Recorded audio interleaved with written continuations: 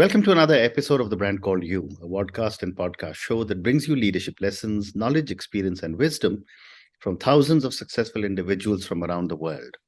I'm your host, Ashutosh Garg, and today I'm delighted to welcome a very, very accomplished professional from Bangalore, India, Richa Khandelwal Bhat. Richa, welcome to the show. Thank you so much. Namaste, everyone. I'm so happy to be invited to your show. Look forward to communicating with you. Thank you.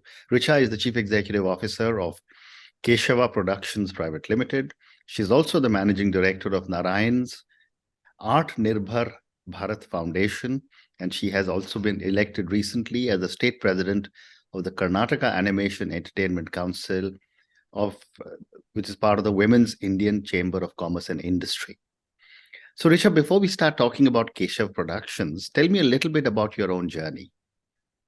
Okay.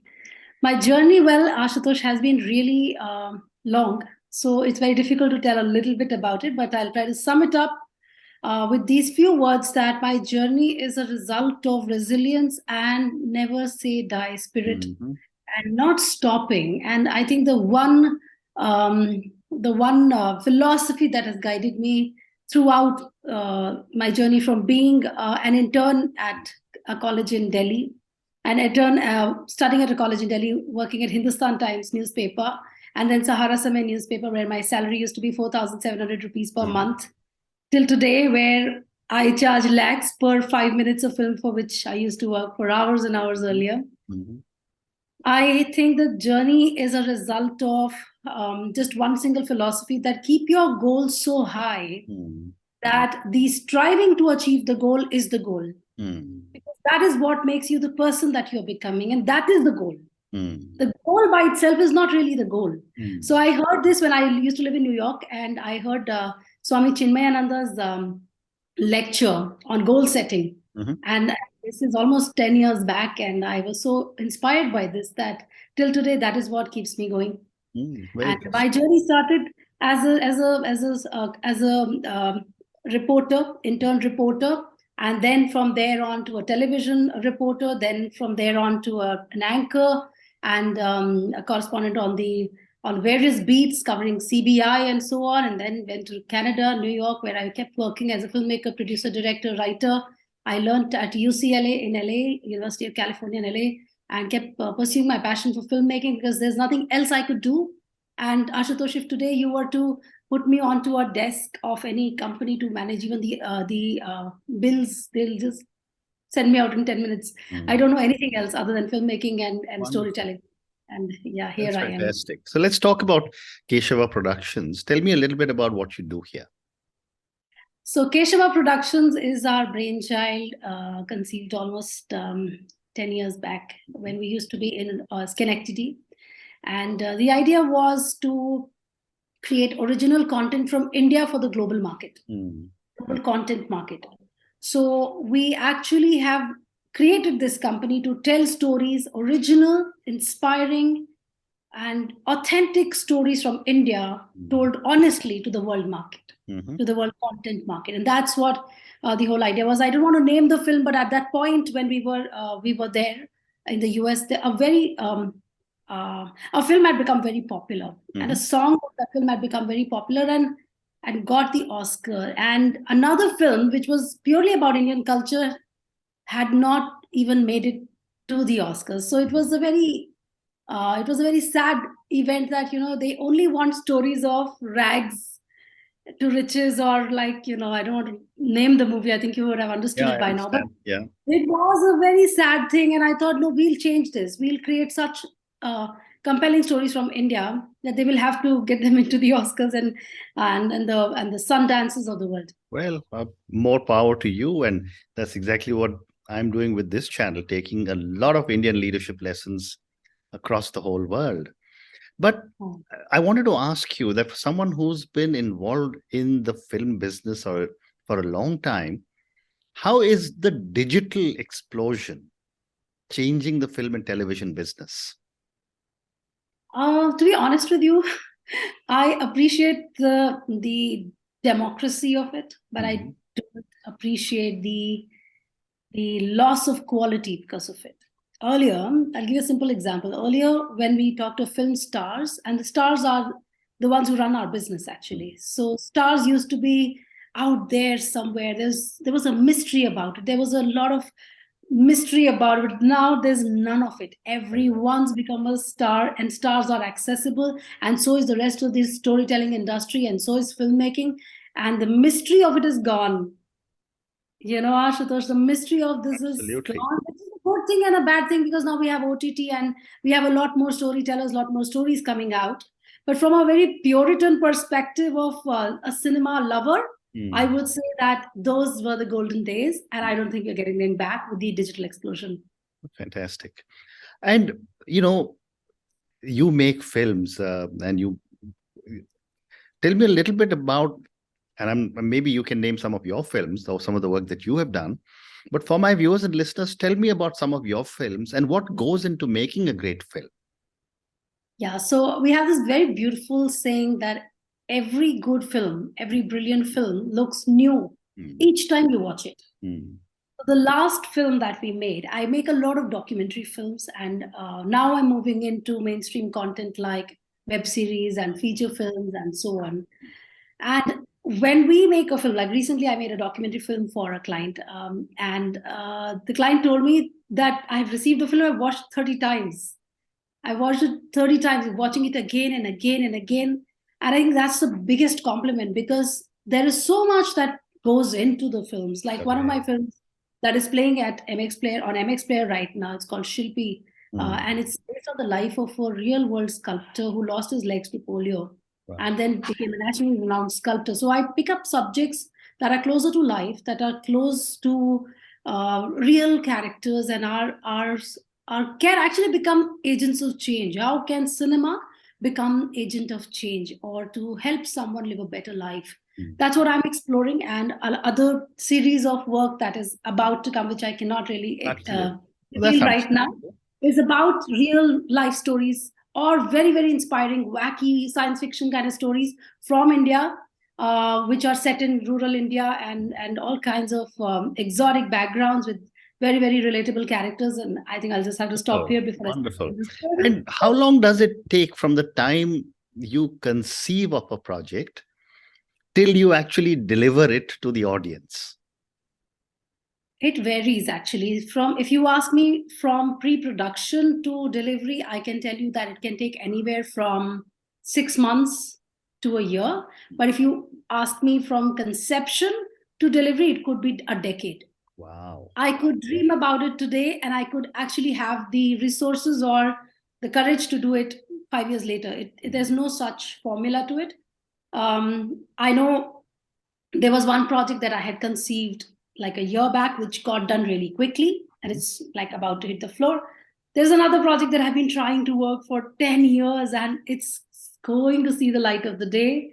So you cannot say, you cannot tell. Very interesting. And, again, you were just mentioning that you're working with different kinds of films, and now you're getting into mainstream and OTT and web series, etc. What is the difference between making a film for the corporate sector on a social subject or OTT? I mean, I'd love to get your perspective as a filmmaker. Yeah, I think the most important thing is that when we tell fictional stories, so my journey is from being a reporter telling facts to being a fiction content creator, delving into the realm of imagination. Correct. Which is for me right now the biggest victory, so to say, or the biggest success, so to say, because that is the takeaway. When you tell your own stories, when you have imagined your characters are surrounding you. Everywhere you see the shots. Everywhere you see, you hear the music. Everywhere you are, you can place your characters in that scenario and come up with dialogue. So that experience of working on fiction, I personally enjoyed a lot. I love working with corporates, and that's thanks to all my corporate clients out there. I love working with all of you, but it's what you want, right? We're a service provider there, and we are committed to do the best. But when it comes to fiction storytelling, imagine, Ashutosh, when I sit to write my stories, my scripts, I zone out. I'm like in a phase where I can't hear people around me. I don't know what's going around me. I just me and my characters. 4 hours, 5 hours, I'd be sitting in cafe coffee day, and I would not know what's happening around me. It's like like people going and coming. So that's like a heady process. I love it. So that's very interesting. You just said, I didn't realize that you write the script and you produce, direct, you did do everything in the movie, is it? I love filmmaking so much that being in Canada and US, I had no other choice. I had Mm. to make films, and I had to do the graphics myself, the dubbing, the writing, the Wow. direction, the Mm. shooting, pretty much everything. And because Mm. there, for an editor, you have to pay $60 per hour. Correct.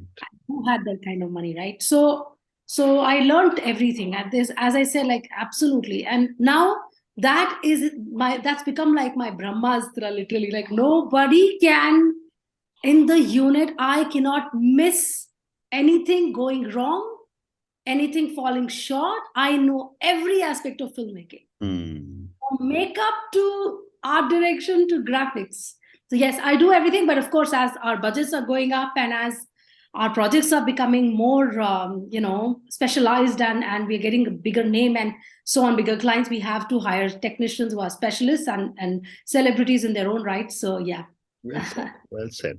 When I was reading about you, it was fascinating to see that you say that you are using ancient spiritual knowledge in your film production. Help Hmm. me understand this and give me an example. Okay. This is a very beautiful question. So in Bhagavad Gita, I'm an ardent devotee of Lord Krishna, and you can see that from the name of my company, Absolutely. Yes. both my companies. And one of the main, one of my favorite shlokas in the Bhagavad Gita is, I've studied the Bhagavad Gita many times, I'm still Mm. studying it every day. There's so much to discover. Mm. Chapter 15, Shloka 1, Urdhva Mula Madashakam Ashwatham Prahuravyayam Chandamsi Yasya Parnani Yastam Veda Sa Vedavita. So there is an upside down banyan tree, and it has the roots going down, and it's like God is at the top, and you have to take any route, and you can go up and climb up. And that's why even art or science or literature or even any of the religious forms, any of the forms you give to God, whatever is okay, but just take one and keep going up. That's the idea. And I love that. For me, it's Karma Yoga. So for me, my film is a part of my Karma Yoga, and I read Bhagavad, I read Upanishad, I read Bhagavad Gita repeatedly, I read all the Shastras I can, and I try to understand the stories of ancient India so that I am conditioned by that fine knowledge of what has to be a hero like, or what a hero looks like, or what is a true spiritual yogi, or what is the right and wrong and all those things, because see, a simple thing like in the filmmaking classes we are taught that the hero always wears lighter clothes or white, and the villain would wear black. How you'd see Ram, for example, wearing orange, and Ravan wearing black. And also there is a science to it, there is a knowledge legacy to it. And the more we know about it, the more interesting it becomes. I also read the Bible, by the way. I've read the Bible. I've also listened to a lot of discourses of different religions. I respect all of them. Yeah. It's just that I No, enjoy I'm reading the. with you completely. And maybe sometime whenever you are in Delhi, I'd love to meet you, because my latest book, which has gone for publication, is Management Lessons from Hindu Scriptures. Oh, So we'll talk more about that. This is all yes, about you today. But my next question to you, Richa, is that I've often seen uh, that cinema, TV, digital media, it mirrors society, where we are as a society, what our current thinking is. And this medium has the power to influence society. I'd love to get your thoughts and perspectives on this.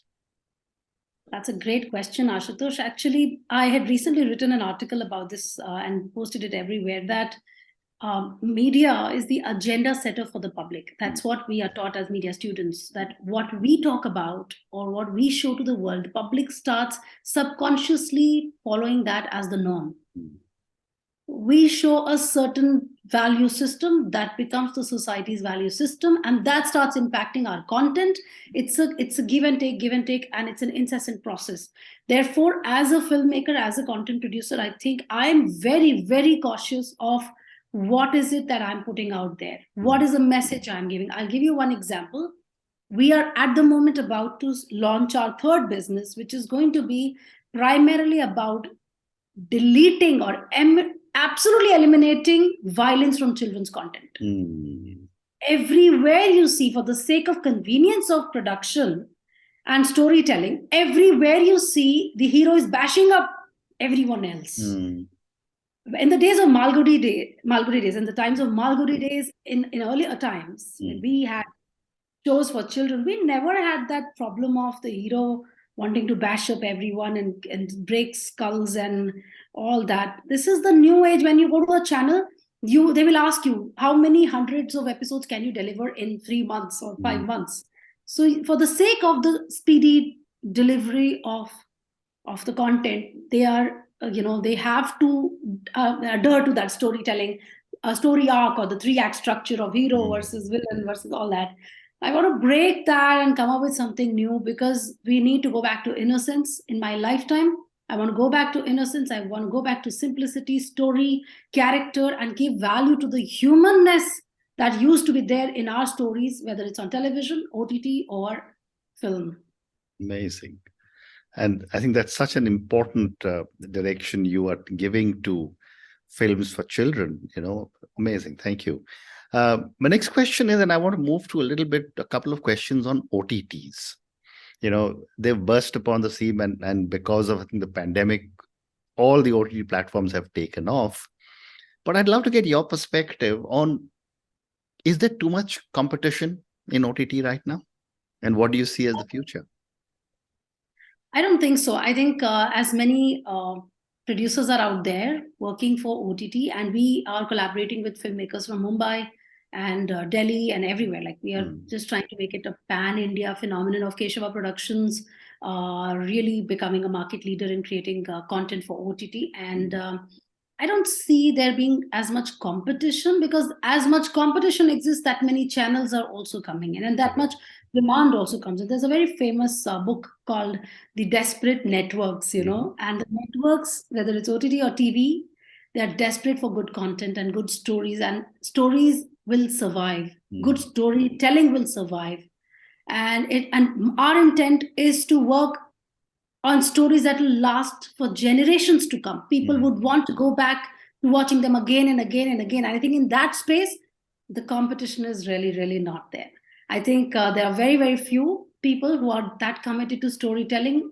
And our intent has always been to create value, to create a legacy, and not necessarily mint the money. As long as our budgets are met, and as long as we're able to pay people, we are happy to tell our stories, which is where this comes from. Fantastic. Let me now move to the Narayan's ArtNirbhar Bharat Foundation. Tell me a little bit about this foundation and the work that you do. So Narayana's ArtNirbhar Bharat Foundation is our second company. It's a Section 8 social enterprise. And it's my favorite thing. I get up in the morning and I'm like, okay, what's happening with Narayana's? Basically, the idea is that we are trying to make rural India ArtNirbhar. And by ArtNirbhar, it is financial self-reliance through the artistic work. Right. Whether it's theater, dance, folk theater, handicraft, singing, writing, poetry, all these things. Like in Lucknow, I met this guy who writes kavit, kavit poems, little couplets and poems on Lord Krishna.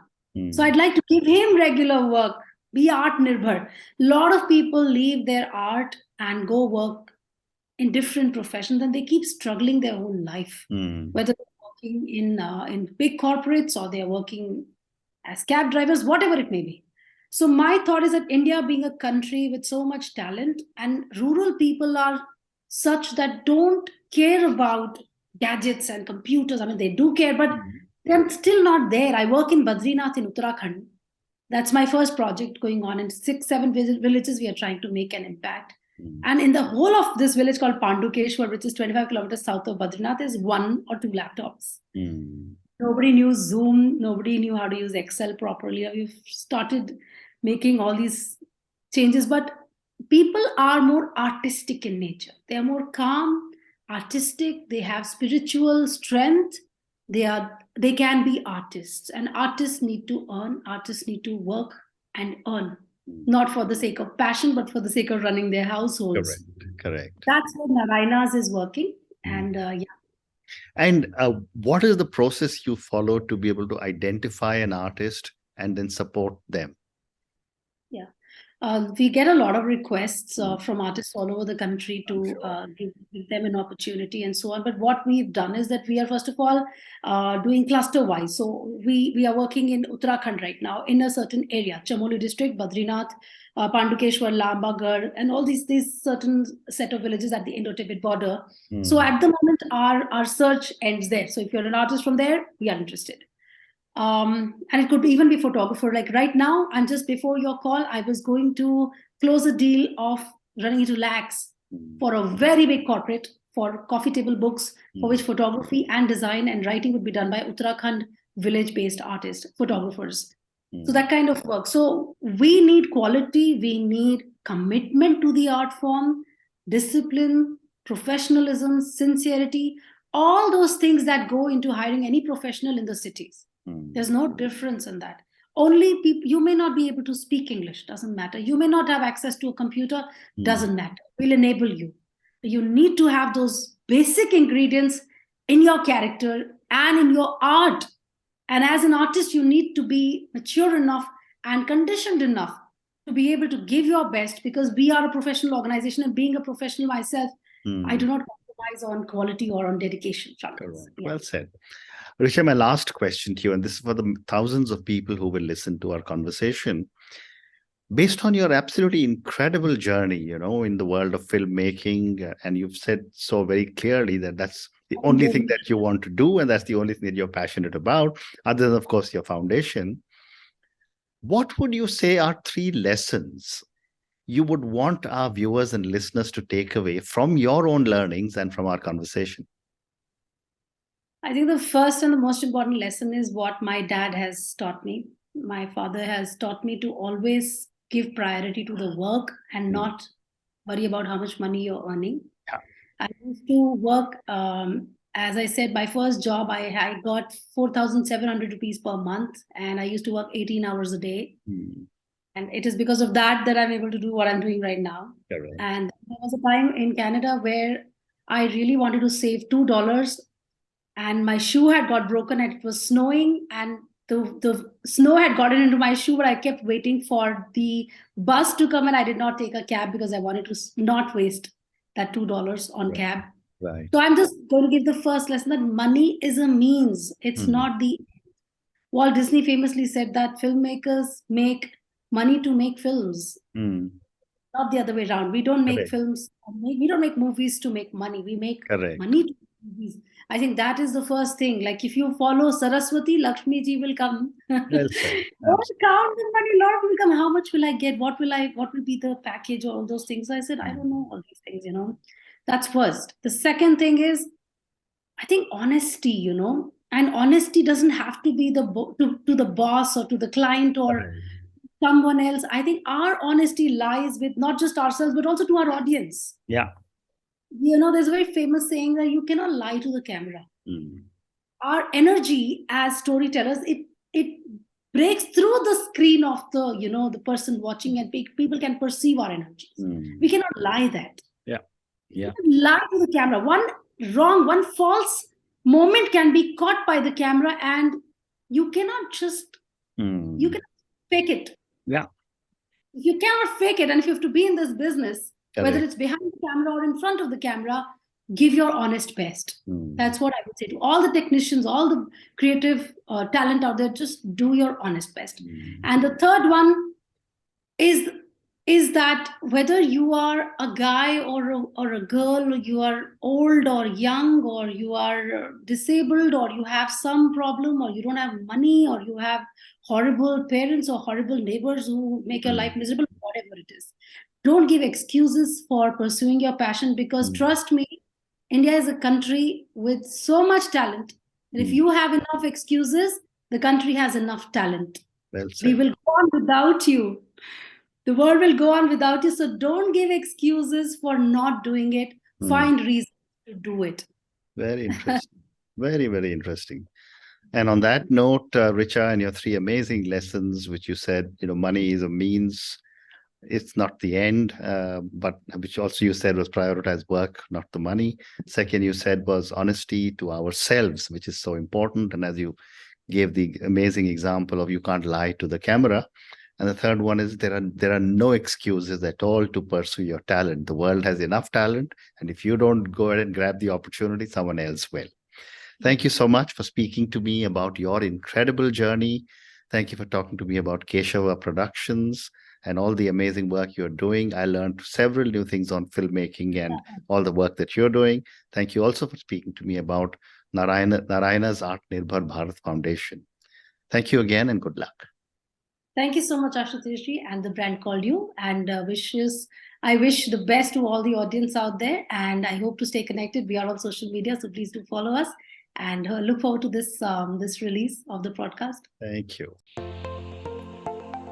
Thank you for listening to the Brand Called You videocast and podcast, a platform that brings you knowledge, experience, and wisdom of hundreds of successful individuals from around the world. Do visit our website www.tbcy.in to watch and listen to the stories of many more individuals. You can also follow us on YouTube, Facebook, Instagram, and Twitter. Just search for the Brand Called You.